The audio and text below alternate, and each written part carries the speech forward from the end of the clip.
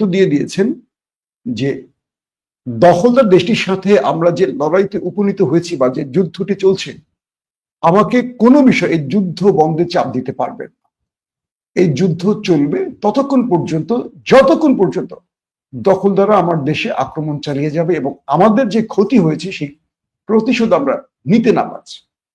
মানে ইরান সরাসরি তাকে বুঝিয়ে দিয়েছে এই বৈঠকটি হবে পারমাণবিক ইস্যুতে আপনাদের বক্তব্য এবং আমাদের বক্তব্য।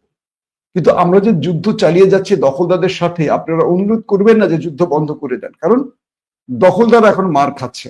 নেতানিয়াহু ইউরোপীয় নেতাদের কাছে যাচ্ছেন, ট্রাম্পের কাছে যাচ্ছেন, পা ধরছেন যে বাবা যুদ্ধ বন্ধ করে দাও, আমাকে মাইরা তক্তা বানায় ফেলেছে, আমার পুঙ্গি ডালা করে ফেলেছে। এই মুহূর্তে আমার বাঁচার উপায় একটি, তোমরা একটি যুদ্ধবিরতি করে আমাকে বাঁচাও। আমার রসদ ফুরিয়ে গেছে এবং আমার পুরো দেশ তামাতামা করে ফেলেছে। এখন আমি যদি ইরানকে বলি যে ইরান তুমি আমাকে মাফ করে দাও, ক্ষমা করে দাও, আমি আর পারছি না তোমার সাথে লড়াই করে, তাহলে তো ইজ্জত শেষ। এত হাঙ্কি পাঙ্কি করে যুদ্ধে জড়িয়ে যদি এখন ইরান এই কথা বলে, তাতে মানে ওদের আর ইজ্জত থাকবে না। তো সবকিছু মিলে এখন বিষয়টি তৈরি হয়েছে ইউরোপীয় নেতাদের কাছে, সেই ভিক্ষা চেয়েছে দখলদাররা নেতানিয়াহু এবং ট্রাম্পের কাছে। এগুলো কিন্তু তাদের প্রতারণা। যখন তারা মার খায় নরেন্দ্র মোদীর মতো যুদ্ধবিরতি চায়, যখন তারা সুবিধাজনক অবস্থানে থাকে তখন যুদ্ধবিরতির ধারে কাছেও আসে না।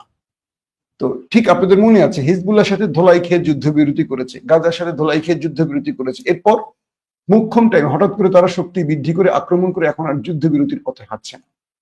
তো বিষয়টি হলো এরকম, ইউরোপীয় নেতাদেরকে ইরানের পররাষ্ট্রমন্ত্রী বলে দিয়েছেন যে যুদ্ধ বন্ধে কোনো আলোচনা নয়, এটি আমার রাষ্ট্রের সিদ্ধান্ত, দখলদারদের প্রতিশোধ না নিয়ে তারা থামবে না এবং যতক্ষণ দখলদার আঘাত করবে পাল্টা আঘাত চলবে।